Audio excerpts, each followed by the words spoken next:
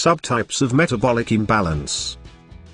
I feel it should be referred to as a state of metabolic imbalance or disorder. There can be subtypes such as oxidative stress, carbohydrate intolerance, fat metabolic impairment or imbalance, insulin resistant, insulin deficiency, elevated fatty acids, metabolic inflammation. There are different definitions of the metabolic syndrome and some proposed by the World Health Organization, the European Group for the Study of Insulin Resistance, the National Cholesterol Education Program Adult Treatment Panel 3, the American College of Endocrinology and American Association of Clinical Endocrinologists, and the latest International Diabetes Federation definition, which includes ethnic-specific waist circumference statistics and cutoff points. These definitions share several features and they have limitations. There are different definitions that are being evaluated. There is a need for a standardized definition of the metabolic syndrome and one for metabolic impairment. Since there are 97 million Americans with insulin resistance, it is logical that many more cannot process carbohydrates. Based on my research, there have been limited understanding of metabolic problems due to lack of tests that can detect these problems. There are differences in children, so this needs recognition as well. Studies are needed to validate the importance of these classifications. As new information becomes available, the definitions of the metabolic syndrome and metabolic impairment will be modified.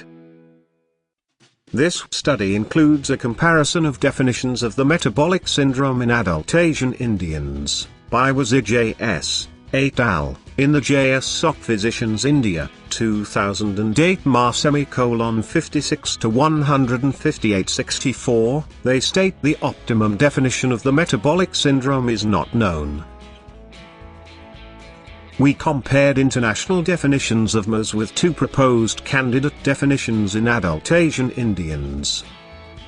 Data from 3 previous cross-sectional studies carried out in North India were analyzed. Maximum overall and gender-specific prevalence of the MERS was observed using the definition, which included modified cutoff points of WC, BMI, and IFG in addition to other defining parameters.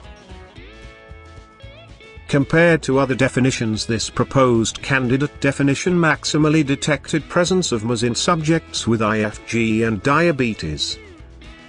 10.5% of subjects who did not have abdominal obesity had presence of at least 3 risk variables of the metabolic syndrome. These data indicate that by making abdominal obesity a mandatory criterion would lead to missing of some cases of the metabolic syndrome. This is another reason for my belief is that the metabolic classification needs to be based on new tests for metabolic impairment. By including BMI and making waist circumference as a non-obligatory criterion, more cases of the metabolic syndrome are detected. For Asian Indians, making waist circumference as mandatory variable in the definition of the metabolic syndrome would lead to non-inclusion of nearly 11% cases that would otherwise be diagnosed as metabolic syndrome according to modified NCEP, ATP3 definition.